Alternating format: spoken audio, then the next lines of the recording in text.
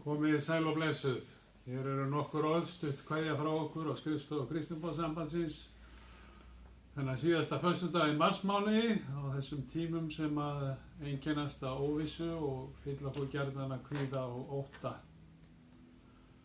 Við erum vön því hérna á Vesturlöndum að þegar eitthvað bjátar á og eitthvað bognar eða beygir sig eða brestur að það er oftast eitthvað sem að grípur okkur. Það getur verið heilsuverndin, það getur verið heilbrigðiskerfið, það er tryggingakerfið allt saman eða bara ættingjar og vinir. Og þetta er á margan hátt okkar öryggi sem við höldum í daglegu líf okkar. Við út í heimi þá býr fólk ekki við þetta öryggi. Það sjáum við til dæmis í Afríkuríkjunum þar sem við störfum Eþíópíu og Keníu. Við heyrum fréttir frá Sýrlandi sömuleiðis og víða annars staðar frá. Matvælaverð rýkur upp á öllu valdi og þetta er það fólk sem er hvað berskjaldaðast fyrir verðhækkunum. Og fólk er ekki að velta fyrir sér hvaða ég hafi í matinn á morgun heldur hvaða geti haft í matinn í dag eða í kvöld. Jesús kom til lærisveina sinna oftar en einu sinni með orð frið þegar að hann var að undirbúa það fyrir brottför sína og líka eftir upprisu sína.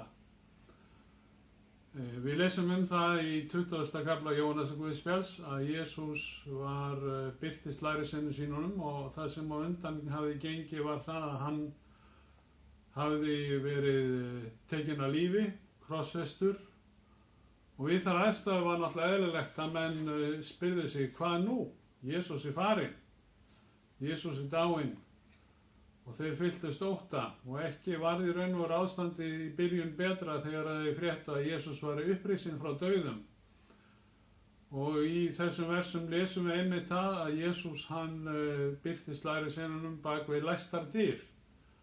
Og það voru læstar að því þeir voru fullir á ótta. Þá kom Jesús og stóð mitt á meðal þeirra og sagði við þá, friður sé með yður. Þegar hann hafði þetta mælt sýndi hann þeim hendur sínar og síðu. Lærisveinarnir urðu glaðir þeir sáu drottinn. Þá sagði Jesús aftur við þá, friður sé með yður, eins og Faðirinn hefur sendt mig, eins sendi ég yður. Og hann hafði sagt þetta andaði hann á þá og sagði, meðtakið heilagan anda.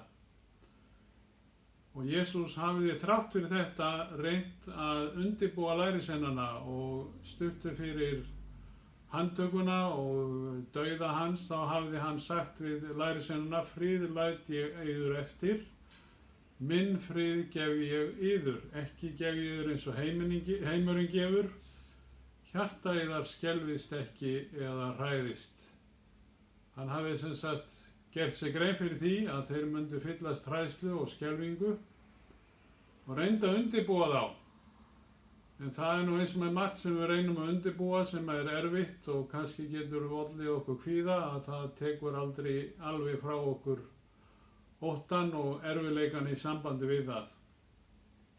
En þessi orð minn okkur á það að Jesús kom til lærisveinanna við þessar aðstæður ótta og óvissu því að þeir við gátu engan veginn vita hvernig verður morgundagurinn, hvernig verður næsti mánuður, hvernig verður næsta ár eftir allt sem á undan var gengið.